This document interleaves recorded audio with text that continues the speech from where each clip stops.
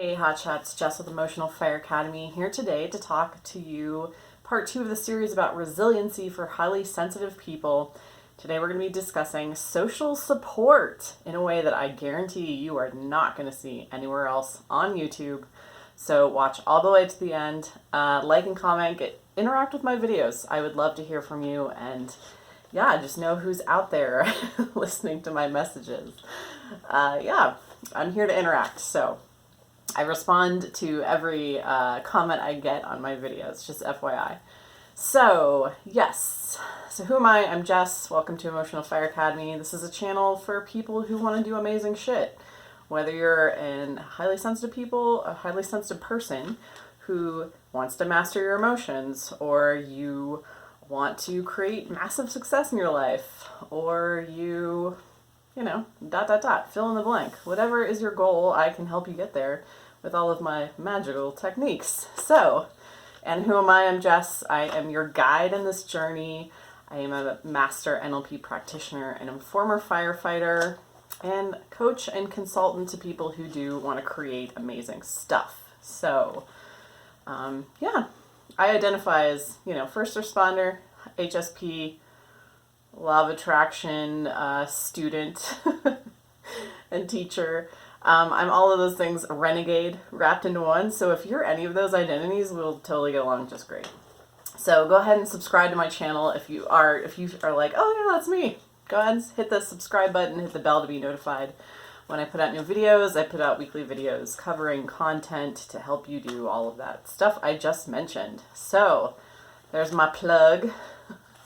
And if you want to interact with me, check out emotionalfireacademy.com. I have a couple of tools for you there. I have a 3-month coaching practice. It's called Flammable to Fireproof that will help you do just that. You go from feeling like your emotions are controlling you to you're running the show. Like, totally. This 3-month program, 3 months with me will change your life. I guarantee. I mean, you're doing all the work. You're doing the transformation. I'm just kind of pointing you the way, and if you do it, you're going to be rocking the show. Creating your own success, being in control of your emotions, and doing everything you want to do without getting stuck in limiting stories or beliefs or illusions, because they are just illusions. I also have a 2-hour Zoom package called the Emotional Extinguisher, and this is for quick problem solving. So if you have something you're really wrestling with, that's also on the website, and we can just really hash it out and, get you past it. So let's dive in.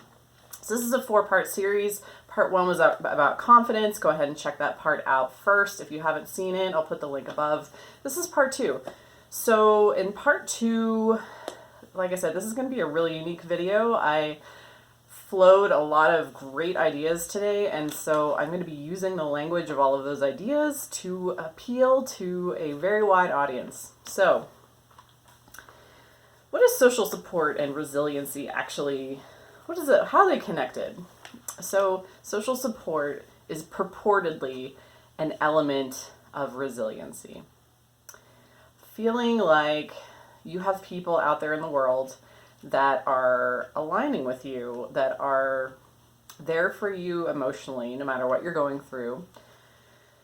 And whether that translates in terms of a good relationship or just an ear to lean on or being around like minds, it's all kind of the same thing as far as resiliency. Because resiliency can apply to, whether you're trying to go for a goal and you're trying to maintain your direction towards that goal, or if your goal is just feeling better and getting through what you perceive as a really huge obstacle, challenge, life situation, that's a goal too. You're trying to move past the experience of that and move on with life and feel better or get back to where you were emotionally. So those are both goals, and then having people in the outside world to support that in your progression towards the goal. So, all right, I'm so excited for this, as you can tell. So I got a triangle here because I like triangles. They're in my logo. They're everywhere. I think they're awesome. So really, so here's the world at the top of the triangle. And as we kind of narrow our scope, here's you at the bottom. So this is kind of This is essentially locus of control. I talk about this a lot. This is how much control you perceive you have. Up here on the top, there's also this sense of like the big world. The world is out there acting on me. I'm in the world as this tiny little element, and the world is tossing and tumbling me about as down to I am the world. Everything that happens is me. We talked about that in the last video, the confidence video. And I control the world because I control me. The world is me. So everything I perceive of the world, I have influence over because it's just a interpretation through my senses or my stories or my predictions or me. So it's kind of locus of control. This is kind of, you can think of it like the Matrix. Like you're in the Matrix, you're not in the Matrix. And as I go down through these, you'll know where you're at. As we kind of descend, you'll be like, whoa, you lost me there. So that's where you'll kind of know where your locus of control is when what I'm saying starts to be a little like, you're either going to tune out or it's just not going to make any more sense. Because that's interestingly what happens. So, social support. Now I'm going to tell you advice-wise how to increase your social support and how to be more resilient in terms of what other people are doing and saying and how they're interacting with you. So on a practical level, this is in the world, normal language we're using now. Surround yourself with like minds. There you go. Surround yourself with like minds. Because the more you do that, so these like minds can be either of your belief system or your situation. And you can find them on YouTube, these like minds. You can find them out in the world, in maybe someone who has overcome the same situation as you. Maybe you already perceive that you have a great social support network. I would guess when you saw this video and you're like, oh, social support, you actually had a story running that was like, oh, I need to learn about this because I have a story running that says I don't have a good social support network, or people aren't always there for me, or they're not always showing up.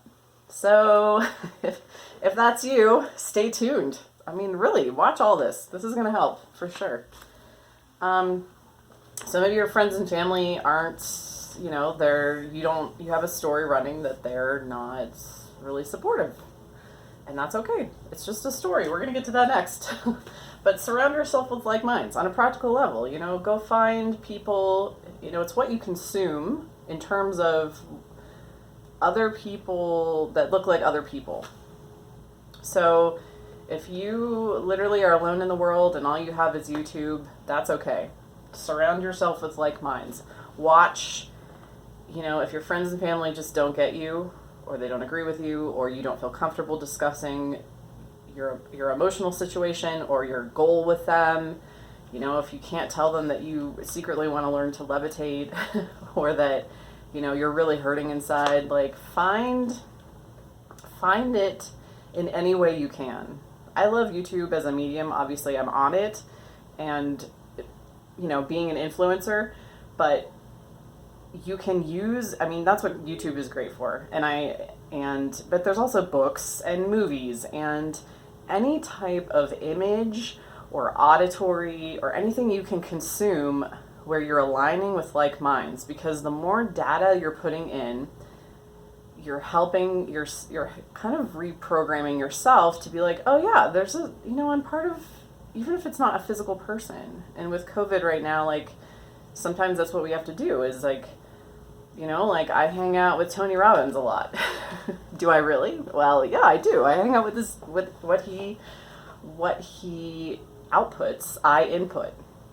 So however you can get your social support in terms of consuming a lot of information that is in alignment with either how you want to feel, or where you're going, similar belief systems, that's okay. You don't have to run the story that if I don't have a lot of friends and family that support who I am, I'm lost or I'm alone. You're not alone. You have access. You always have access to, hopefully, the internet to media, and make sure that media, whatever you're consuming, is aligned with your goal, whether that's to feel better or to, you know, move towards this really cool goal that you have. That, you know, make sure you're doing that. So that's the practical advice. Consume things that support your goal. Immerse yourself in the teachings, images. You know, you can interact directly with people of like mind. You know, surround yourself with like minds. All right? And, you know, don't run the story that just because it's not a one-on-one interaction, it's not valuable, because it is. It completely is. Because that's who you're going to calibrate to, is what you're consuming. What you're consuming is what you become. So consume things of where you want to go. You know, if you want to be a CEO, listen to a bunch of CEOs talk. You know, if you want to be an astronaut, if you want to get past horrible, crippling depression, like, find people who've done that, who are talking about it and what they used and what they did, and follow it. Try the same methods that they tried. This creates resiliency, because it gives you're like, oh, they did it, I can too. You know, it gives you hope and belief.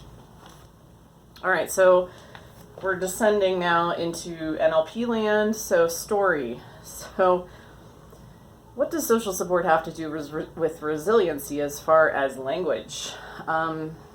So our ability to feel resilient is actually using other people as an excuse. I'm going to say that again. Our ability to feel resilient is using other people as an excuse to do so. You can always feel resilient. Anyway, it's available to you, because down here it's always available to you, and we're heading towards that.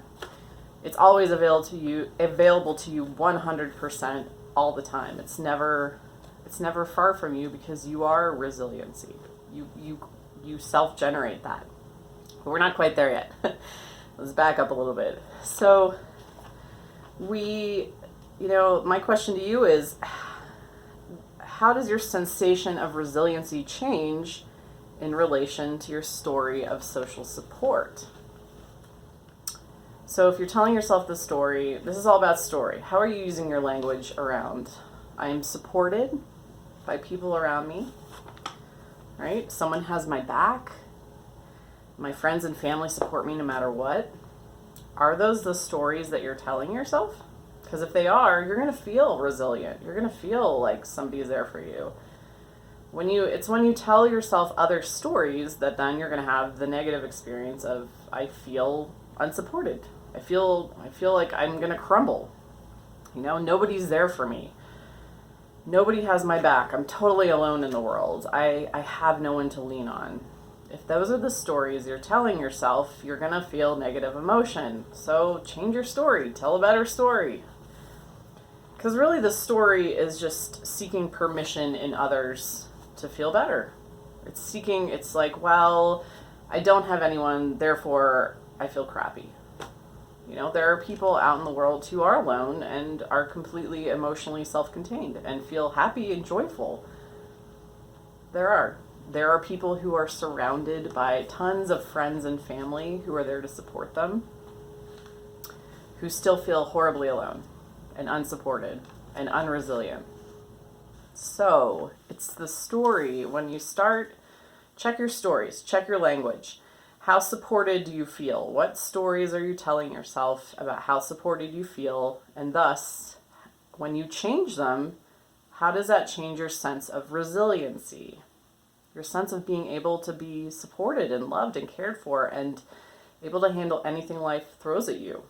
How does that shift? There's a connection there. When you start playing with the language, you're going to find there's a connection. And so you tell about your story, you start to feel more resilient. There are resources out there for me. Great, I feel more resilient. See, you can feel when you change a story, it's going to, and that adherence to like, but this is the truth, this is the story, this is reality. I'm telling you, this is the story. When you shift the story, the reality shifts too. The sensations shift. The body feel shifts. You have to start with the language. And the language is whatever story you're telling yourself about your perceived amount of social support. So jack it up. You need more resiliency? Jack up your stories. Make them more, they have to be believable. You have to believe it. So you tell a better story that is actually believable. I have people in my life who listen, and I'm glad that they're there to listen. We're not totally aligned in our values and beliefs, but they listen to me, and that, that really helps me tell a better story. All right, the last one is, so as we descend into the last one here, into the universe, if you will, where everything is you pushed out. The world is just a reflection of what you're seeing. This could be an eyeball, really. This could be your eyeballs, This is using the language of law of attraction, manifestation, flow. It's all the same thing. It's just different language. Really, so don't be afraid of the word manifestation over law of attraction. It's all about when you are the center of your universe, you are the locus of control. Everything you're interacting with is a reflection of your belief systems, your presumptions, your thoughts. It's all projected or I don't know. Anyway, sorry, I got to went tangential on that. But it's from a point of feeling like, okay, I have control over this.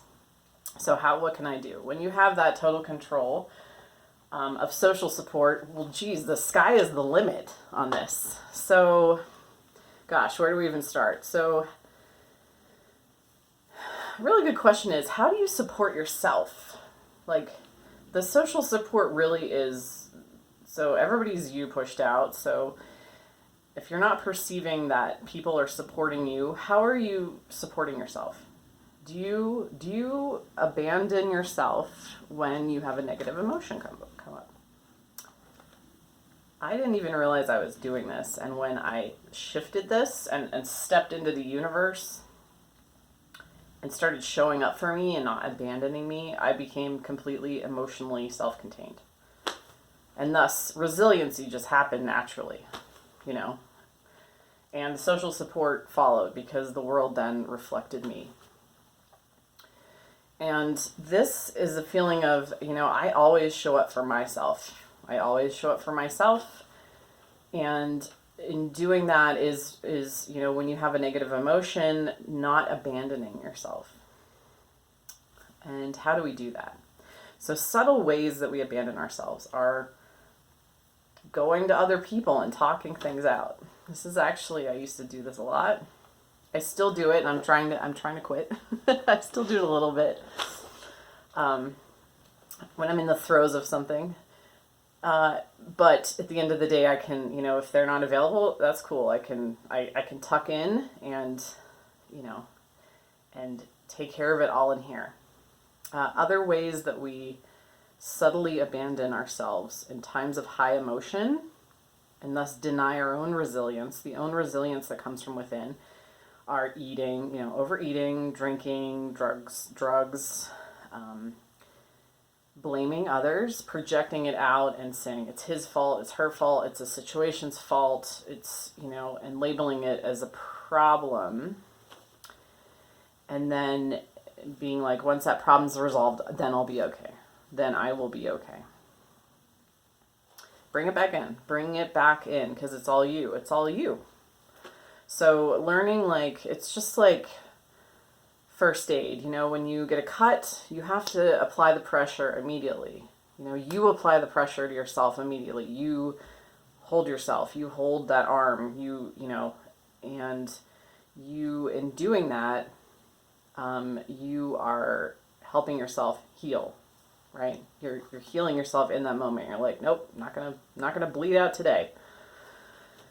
So that's and that's kind of a practical thing. That's really self-care 101, not abandoning myself or yourself in the midst of an emotion, a really high intensity negative emotion. Or continuing to do that again and again through a really hard situation.